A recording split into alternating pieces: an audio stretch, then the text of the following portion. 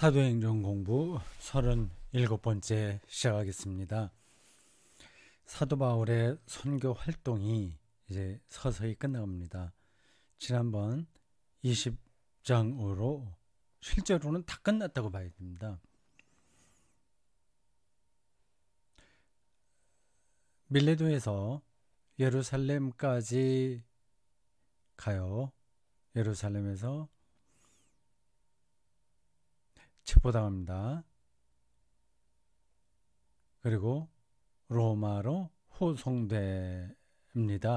로마까지 가서 어떤 활동이 있었는지에 대해서는 잘 나오지 않지만 어쨌든 거기까지 갑니다. 오늘은 그 예루살렘에 가기 전에 가이사랴까지 가는 이야기입니다. 지도를 잠깐 보시겠어요? 여러분들 화면에 있는 지도를 더 늘려보겠습니다. 그리스 쪽 성경 용어로 하자면 아가야, 마게도냐 그런 쪽은 이제 끝났습니다. 여러분들 지도 잠깐만 더 보면 이렇습니다. 그 로마도 나오죠. 그건 거기까지 호송당하는 이야기예요. 나중에요. 실선으로 나오는 게 그 호송당하는 이야기입니다. 검은 점선이 3차 마치는 거고, 오늘은 밀레도에서 가운데 있죠. 에베소 바로 밑에 밀레도가 있습니다. 이제 지도의 중앙부터 오른쪽이 중요하니까 그쪽을 확대해서 여러분들에게 보여드리겠습니다. 에베소 보이죠? 3차 선교 여행 시작할 때 에베소에 들렸다가 돌아올 때는 에베소에 들리지 않습니다. 밀레도에서 마지막 고별 연설을 하죠. 그 지난 주에 있었던 이야기입니다. 에베소에 있는 장로들을 데리고 초청합니다. 유두고 해프닝도 있었죠. 밀레도에서 배를 타고, 여러분들 그 지도 보세요. 검은 점선을 따라가면 됩니다. 로도에 들렸다가 그 다음 로도가 성경을 다시 좀 보겠습니다. 고스로 가서 미안합니다. 그 밀레도에서 바로 밑에는 고스예요. 이게 섬인가 보죠? 아닌가? 소아시아 남쪽에 있는 고스, 로도는 섬입니다. 그래서 오른쪽으로 가면 이게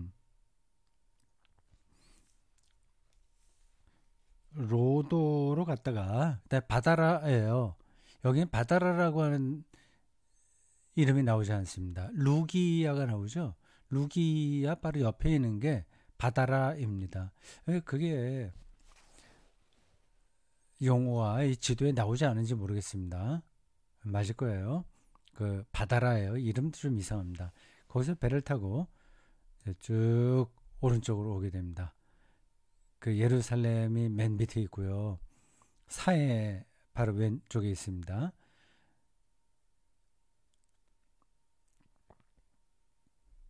두로, 그 유명한 두로와 시돈.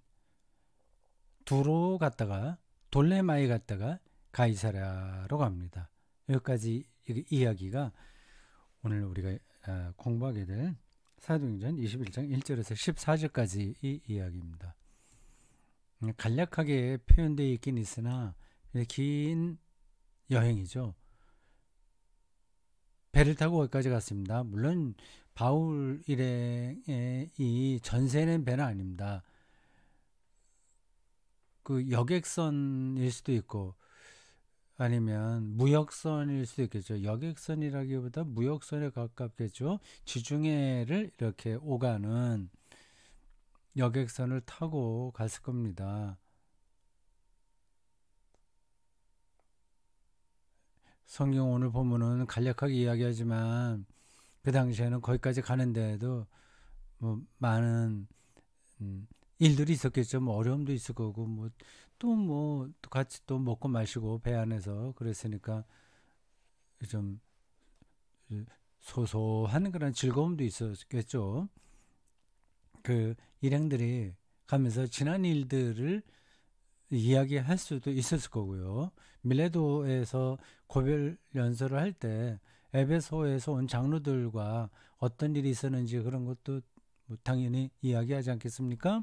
그리고 앞으로 계획이 어떻다 그런 것들도 서로 이야기를 했겠죠. 어떻게 보면 상당히 낭만적인 여행길이 될 수도 있었는데 바울은 좀 비장한 태도로 그 어, 시간을 보내고 있습니다. 밀레도에서 그런 연설을 했죠. 그리고 오늘 본문에서도 그 비슷한 표현들이 나옵니다. 지도는 이제 들어가겠습니다. 본문을 보겠어요. 자, 이미진 들어가고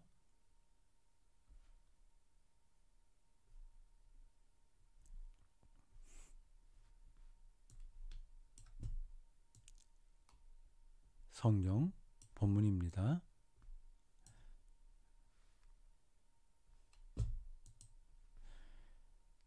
성경 본문 조금 확대해도 되겠습니다.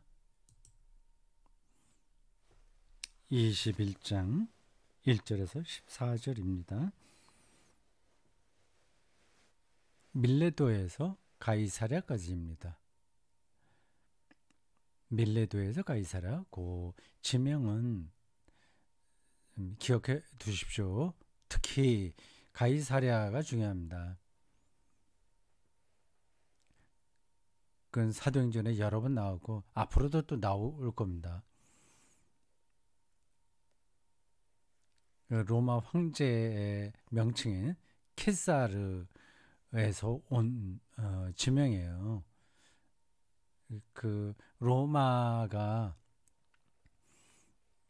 그 팔레스타인 지역을 통치하려고 이렇게 항구 도시를 만든 것으로 보입니다. 원래 있었던 항구 도시를 이름만 그렇게 바꿨는지 새롭게 만들었는지 그거는 뭐 제가 잘 모르겠습니다. 사람 이름을 따서 만든 지명들이 성경에도 곳곳에 있죠.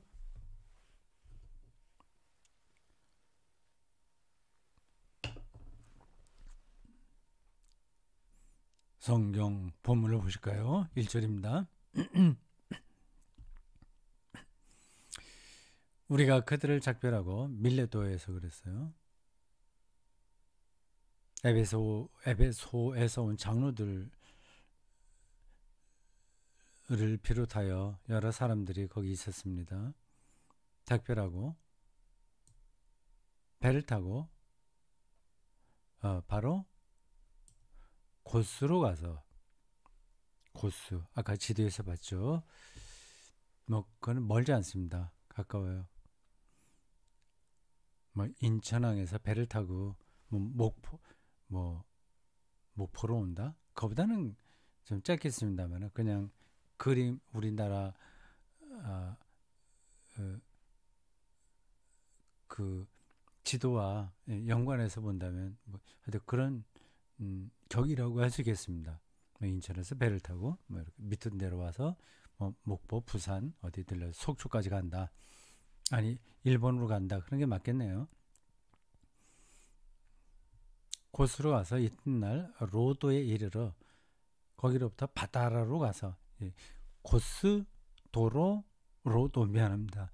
이름도 우리 좀 낯설어서 헷갈립니다. 고스 로도 바다라 그걸 이제 거쳐서 갔어요. 가서 이제 배를 갈아탄 겁니다. 그 짧은 거리는 조금 배를 전세해서 갈 수도 있고 조금 그 우리가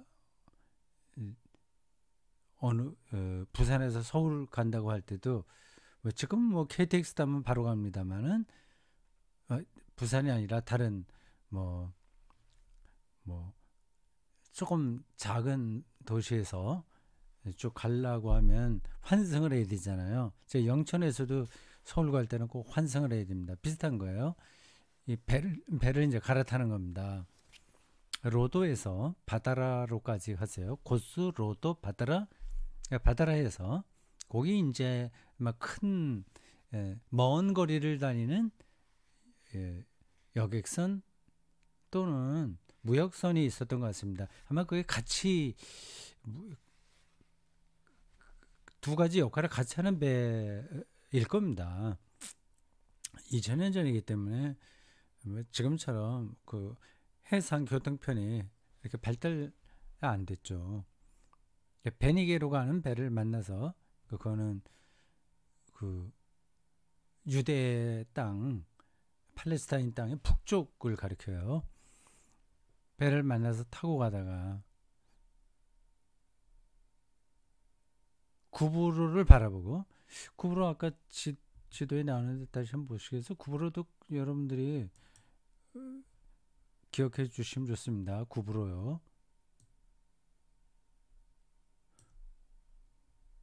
예, 구브로는 이 바나바의 고향입니다. 구브로. 제 1차 선교여행에서 바울과 바나바가 같이 들렸던 곳이에요. 여기서도 중요한 일들이 있었습니다. 네, 2차 선교여행에서 바나바와 맞죠? 바나바는 마가를 데리고 구브로로 갔어요. 1차 선교 여행하고 똑같은 방식으로 갔습니다. 근데 바울은 신라를 데리고 북쪽으로 갔다. 구브로입니다. 구브로를 왼편으로 보고 배가 구브로의 아래쪽을 통과해서 가는 겁니다. 이 점선 보이죠?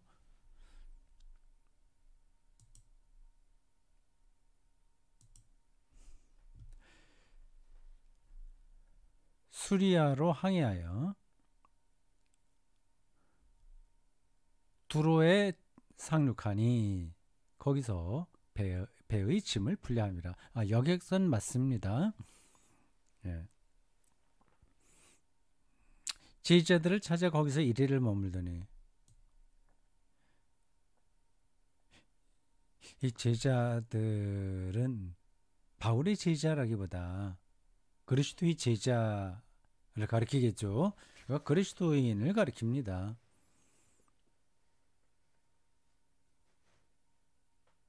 찾아 이래를 머물더니 이래 7일 동안 머물렀다고 하는데 갈 길이 바쁘긴 한 상태에서 이렇게 머물렀다는 거는 뭐 빨리 그 배가 짐도 풀고 하려니까 시간이 좀 지체되는 것 같습니다.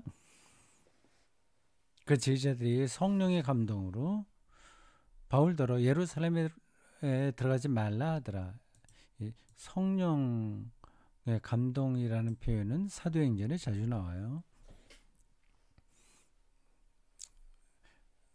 초기 그리스도교의 모든 활동들을 다 성령의 이끄심으로 이해하고 있습니다. 오순절 성령 강림 사건도 물론 앞부분에 나오고요. 성령을 받아 그 처음 시작부터 사도행전이 그 성령을 이야기하지 않습니까? 보자. 여기 아주 유명한 1장 8절이요. 오직 성령이 너희에게 임하시면 너희가 권능을 받고 예루살렘과 온 유다와 사마리아와 땅끝까지 이르러 내 증인이 되리라 하시니라. 이게 사도행전 28장에 이르는 전체의 압축이라고 할 수 있습니다.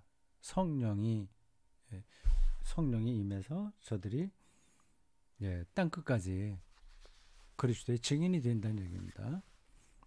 그래서 그 성령에 대한 이야기가 성령 그 사도 행전에는 종종 나옵니다. 뭐 사실 오늘 우리의 활동도 우리 그것도 모두 다 성령의 감동이죠. 성령의 이끄심이죠. 근데 이런 말들이 오해도 받습니다. 자기의 주관적인 판단, 생각 이거를 뭐 성령이라고 이렇게 호도하는 경우도 있어요. 그걸 구분하기가 사실은 쉽지가 않습니다.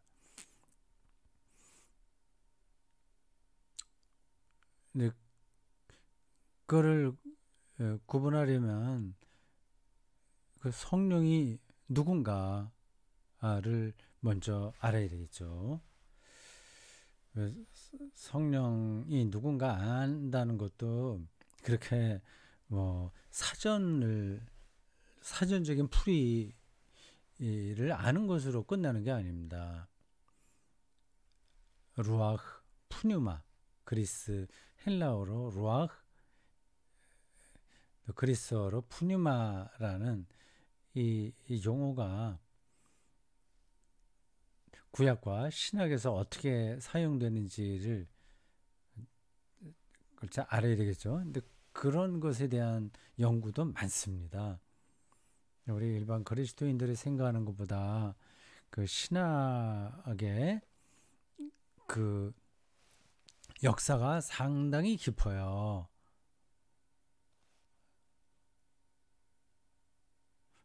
그리고 성령론, 푸뉴만놀로지라고 할 수 있죠. 푸뉴만놀로지 이를 주제로 박사학위를 딴 사람이 뭐 수없이 많겠죠.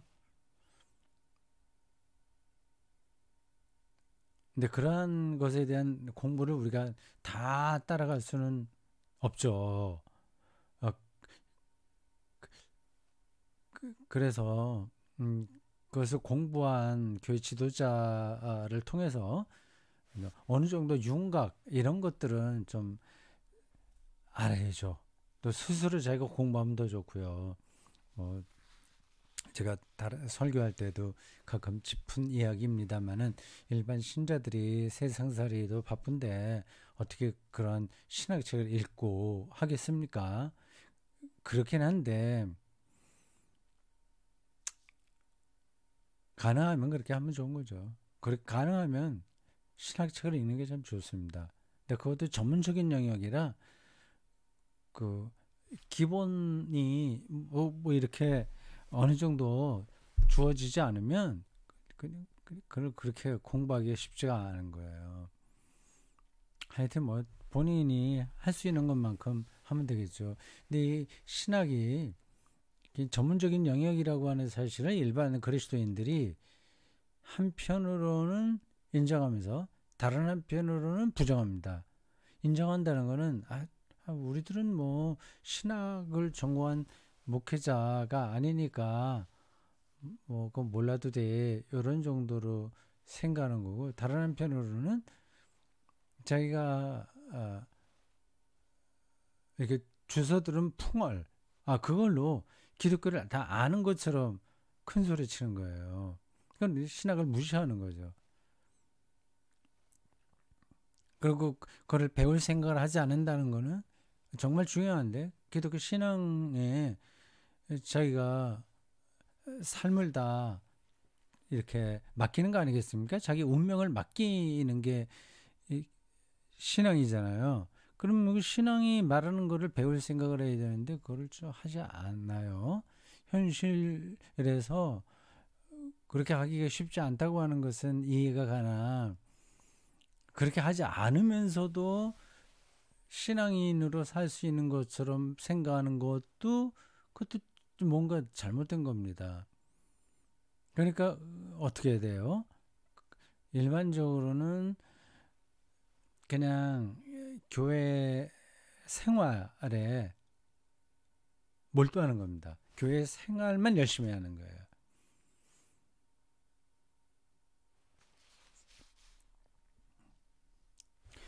성령의 감동으로 바울더러 예루살렘에 들어가지 말라 하더라.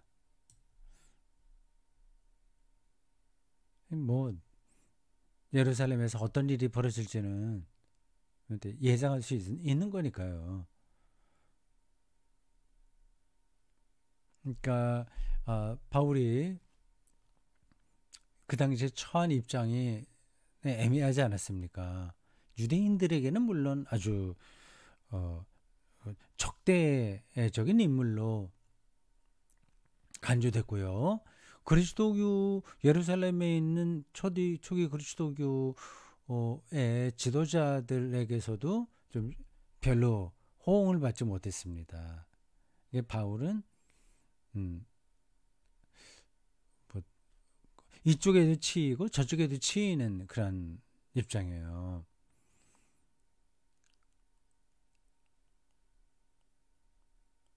그러니 예루살렘에 들어가면 어떤 일이 벌어질지 불을 보듯 훤하는 거 아니겠습니까? 훤한 거 아니겠어요?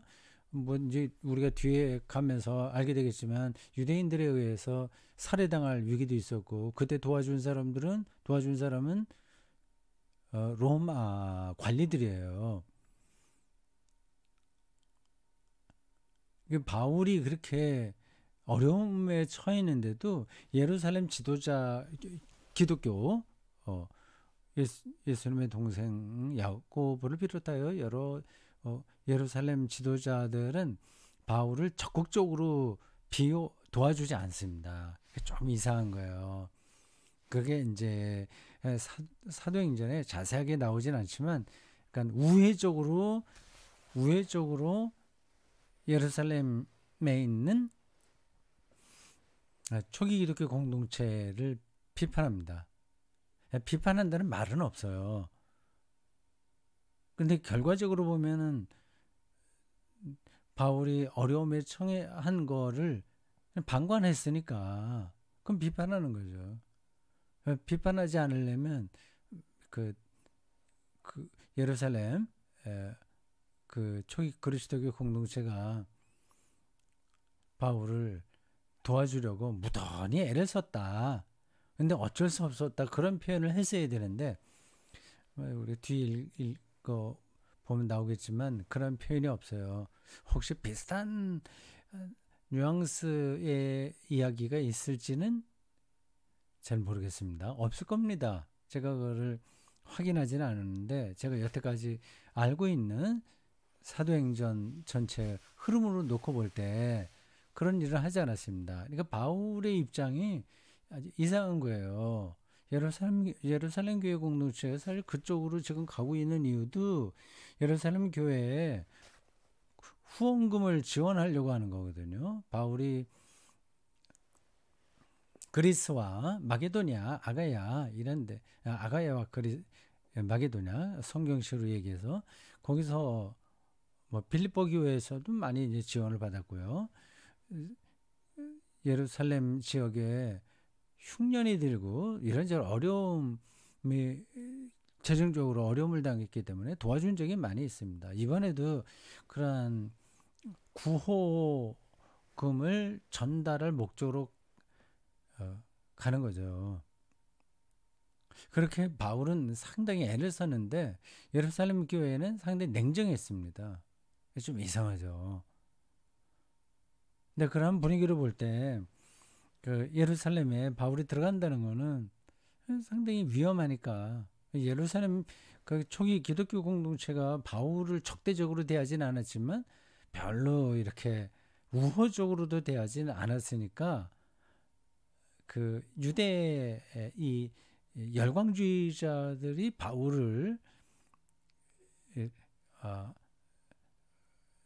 어떻게든지 이제 처리하려고 할 때 좀 어려움이 생기는 거죠. 그건 이제 어느 정도 알았을 겁니다. 들어가지 말라고 그러는 거예요. 5절 여러 날을 지낸 후 우리가 떠나가세 그들이 다 그 처자와 함께 성문 밖까지 전송하거늘 우리가 바닷가에서 무릎을 꿇어 기도하고 서로 작별한 후 우리는 배에 오르고 그들은 집으로 돌아가니라. 자, 이렇게 됐죠. 두로에서 이런 일이 있었습니다. 자, 두로에서 다시 배를 타고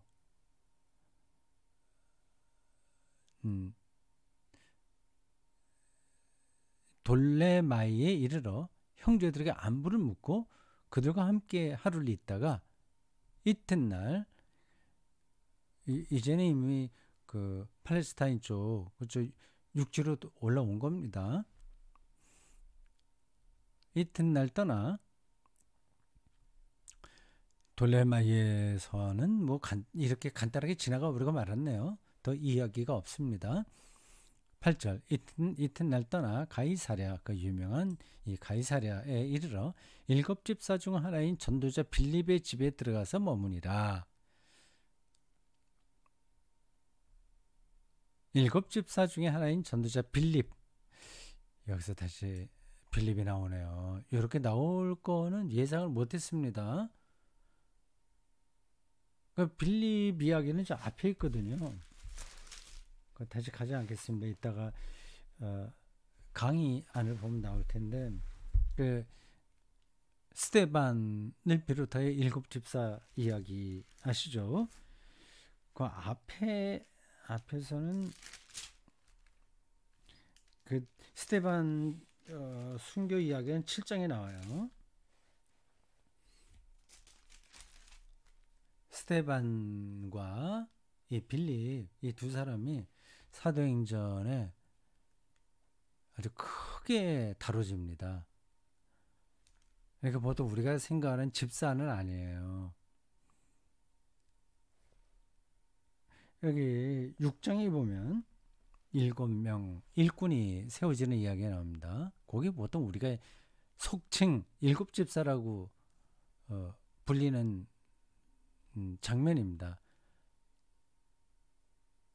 그 사도들이 누구 구제하는 문제에 자꾸 신경 쓰다 보니까 말씀 잘하고 기도하는 일에 소홀하게 됐어요. 그래서 이 일을 좀 분리하자. 일반 봉사하는 문제, 이 과부들 구제하는 문제 등등은 7명 경건한 일꾼들을 뽑아서 맡기자. 그렇게 하는 겁니다. 보통 7집사라고 하는데 7집사가 아닙니다. 그들은 헬라파, 디아스포라, 그리스도인을 대표합니다.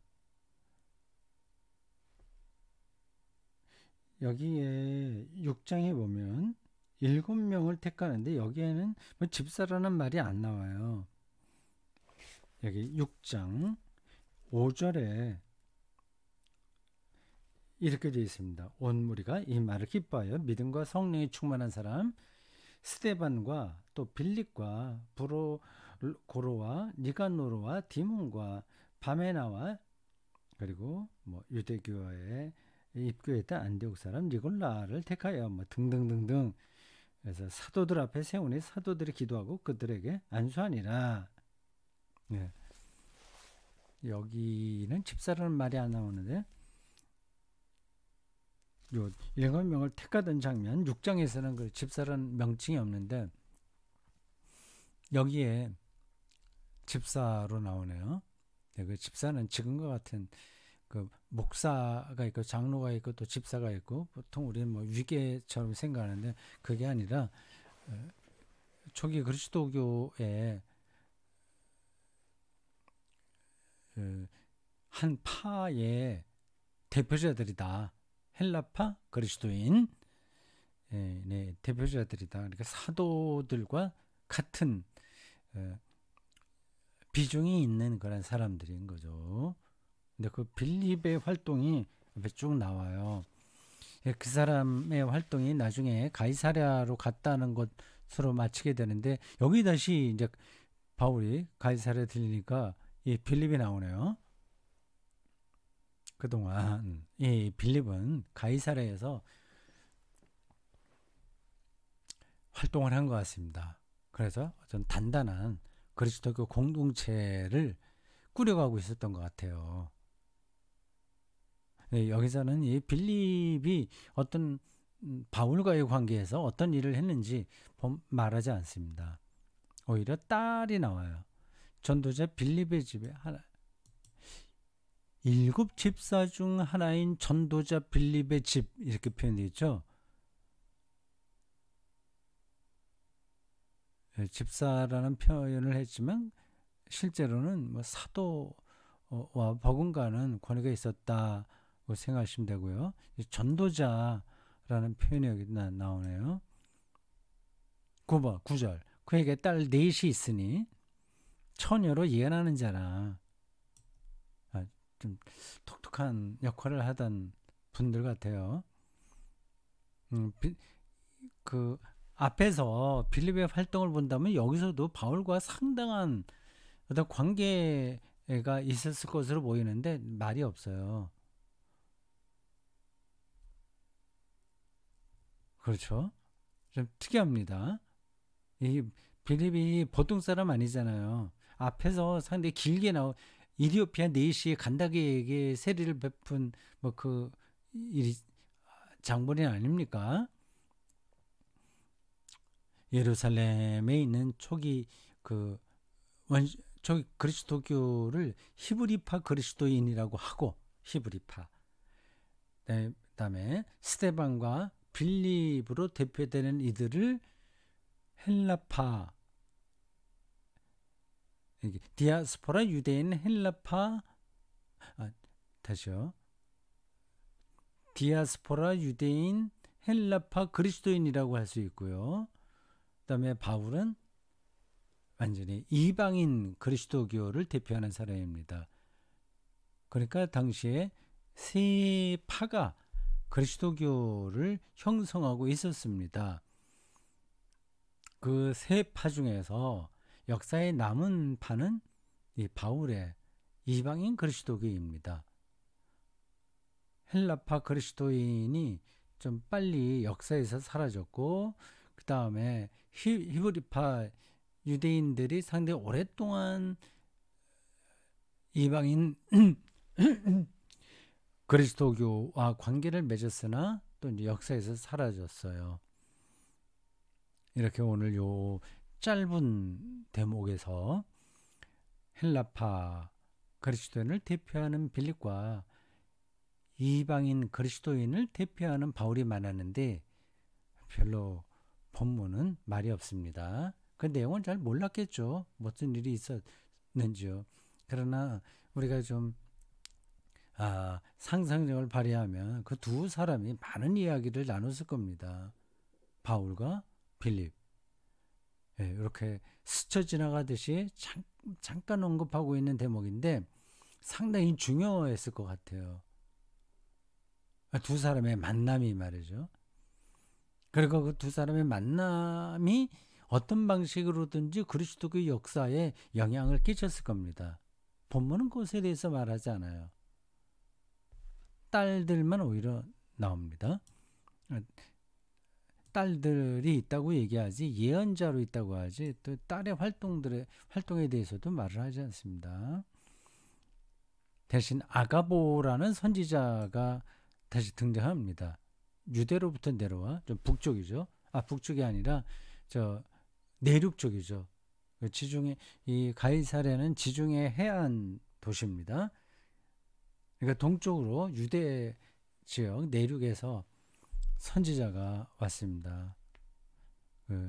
아가보가 여기서 좀 이상한 퍼포먼스를 펼칩니다. 바울의 띠를 가지다가 그 당시 유대인들만이 아니라 그 근동 지방에 사는 사람들의 옷이 다 가운데 띠를 묶는 거였거든요. 바울의 띠를 가지다가 자기 수족을 잡아매고 손에 딱 묶은 거죠. 다리도 묶고 발도 묶고 수족을 메고 말하기를 성령이 말씀하시되 여기도 또 성령이 나오죠.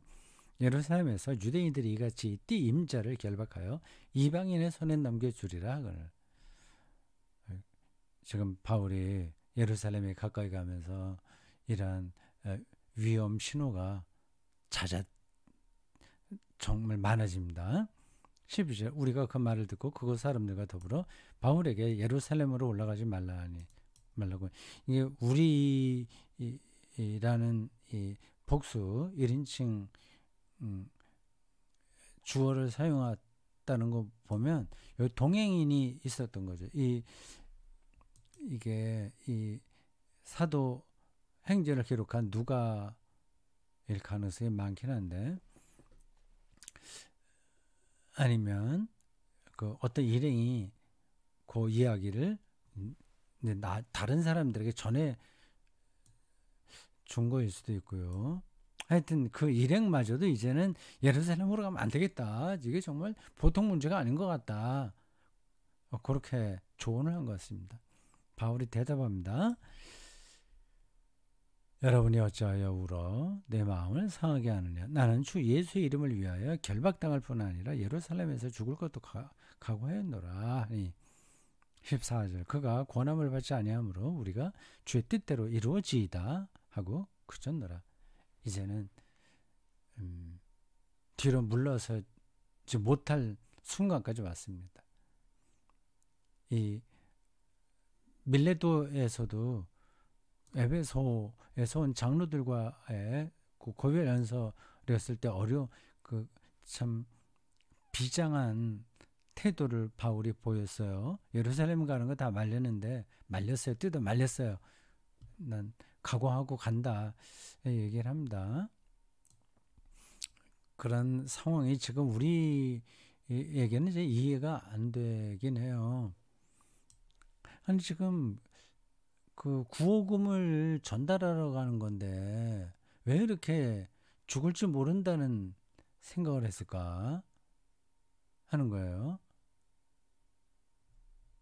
하여튼 뭐 그렇습니다. 밀레도에서 가이사랴까지 이야기해요.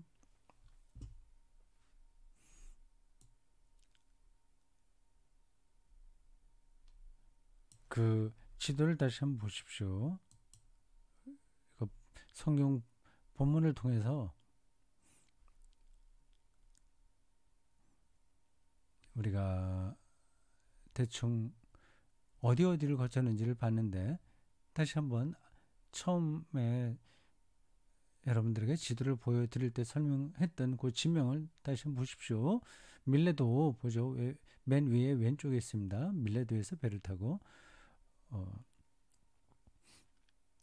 고스 나오고 로도 나오고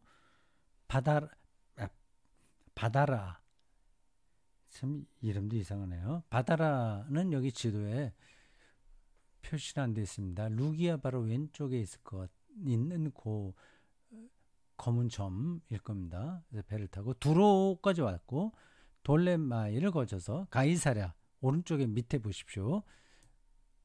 예루살렘에 이제 들어가기 직전입니다. 사도행전의 클라이막스를 향해서 나아가고 있습니다. 가이사랴예요. 가이사랴에서 그 바울의 띠를 자기 손발을 묶는 퍼포먼스가 일어났어요. 아가보라고 하는 선지자가 있고 간다. 바울은 자기의 결심을 꺾지 않습니다.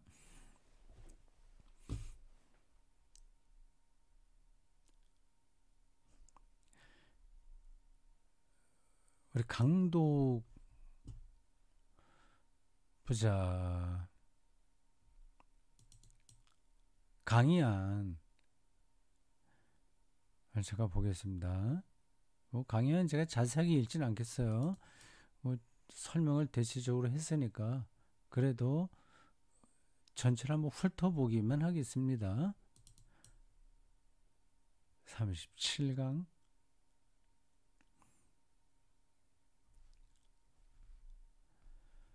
자, 기다려 주십시오. 여러분 화면에 이걸 띄워보도록 하겠습니다. 잠깐만 기다려 주세요.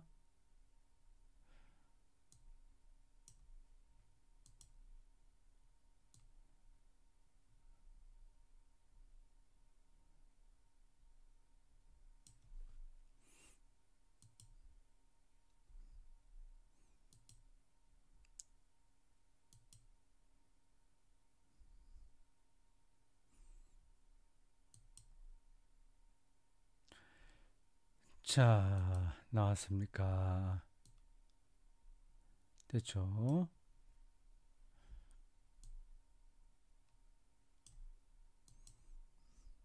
네, 21장 1절에서 14절입니다.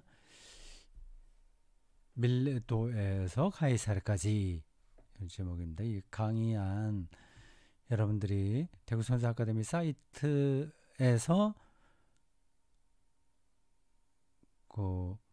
다운받을 수 있습니다.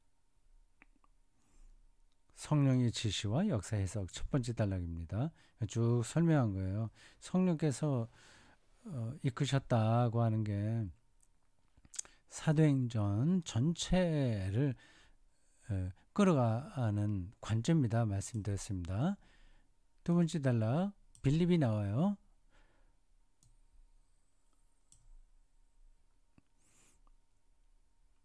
가이사랴에 도착한 바울 일행은 빌립의 집에 머물게 되었다. 빌립은 원시 예루살렘 공동체 7집사 중에 한 사람이었다. 사도행전 기자는 일곱 명의 지도자를 집사라고 이름 붙였지만 실제로는 사도 못지않은 권위가 있는 사람들이었다. 히브리파 기독교인들을 대표하는 12사도만이 헬라파 기독교인들의 요구까지 해결할 수 다시요. 히브리파 기독교인들을 대표하는 12사도만으로는 이게 이제 예루살렘 초기 기독교 공동체를 가리키네요. 그들만으로 헬라파 기독교인들의 요구를 해결할 수 없을 뿐만 아니라 서로 이제 교회가 분리되는 겁니다. 실제로 히브리파와 헬라파 사이에 적지 않은 신앙적 긴장이 있었기 때문에 결국 사도적 권위를 가진 7사람을 중심으로 세운 기독교 분파가 형성된 것이다. 그러니까 교회가 분리된 거예요.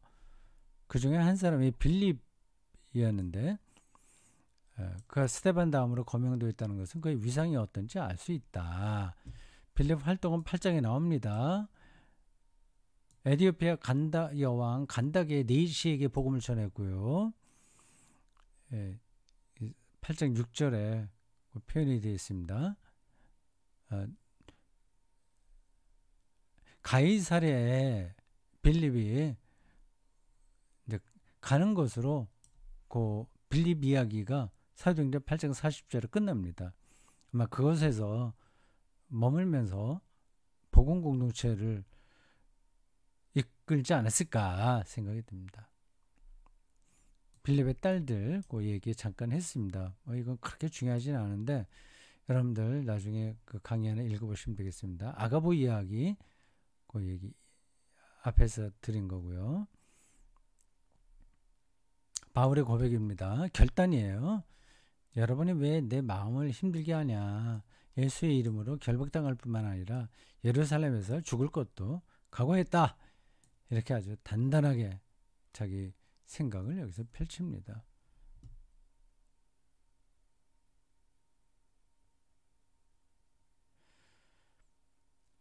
마지막 패러그래프를 읽고로 마치겠습니다. 이미 20장 24절에서도 바울은 자기 목숨을 조금도 아끼지 않겠다고 다짐한 바 있다. 바울을 변호하고 있는 누가의 절절한 심정에 우리가 충분히 이해할 수 있지만 오늘 우리는 약간 객관적인 태도로 이 문제를 접근해 볼 필요가 있다. 과연 예루살렘 방문이 생명을 담보해야 할 만큼 실제적인 위협이었을까? 물론 기독교가 로마 일부 황제들에 의해 순교의 피를 흘린 건 분명하지만 그런 게 일상적인 것은 아니었다. 황제들은 종교적인 문제보다는 정치적으로 민감했기 때문이다. 사도행전은 기본적으로 로마 정권에 대해서 호의적이다. 오히려 바울의 진술을 보면 바울의 고난은 유대인들에게 당한 것이다. 그리고 그는 예루살렘 교회로부터도 인정받지 못했다. 좀 특별한 관계였어요. 누가는 지금 바울의 인생 전체를 예루살렘 입성이라는 상징적인 사건과 연관해서 극대화하고 있다. 이렇게 생각하시면 됩니다. 그런 역사의 과정을 거쳐서 오늘날에는 우리 대한민국에도 예수 그리스도 복음이 많이 확정됐습니다. 역사가 참 신비로운 거죠. 기도하겠습니다. 하나님, 오늘도 저희들 사도행전 21장에 나오는 바울이 밀레도로부터 가이사랴까지 이야기를 읽었습니다. 간단하게 설명되어 있지만 거기에 온갖 이야기들이 숨어 있지 않겠습니까? 온갖 시련과 어려움, 기쁨, 희로애락, 꿈, 그리고 절망 등등이 다 숨어 있지 않겠습니까? 그런 과정을 통해서 그리스도교의 복음이 오늘 우리에게까지 왔습니다. 이 시간 우리가 또 맡아야 할 일이 뭔지를 겸손하게 잘 헤아려서 감당하고 현재 어려움도 돌파하도록 이끌어 주십시오. 다시 만날 때까지 각자 이 좋은 절기에 하나님의 사랑을 충만하게 누리며 살기를 바라며 예수님 이름으로 기도합니다. 아멘. 자, 수고하셨습니다.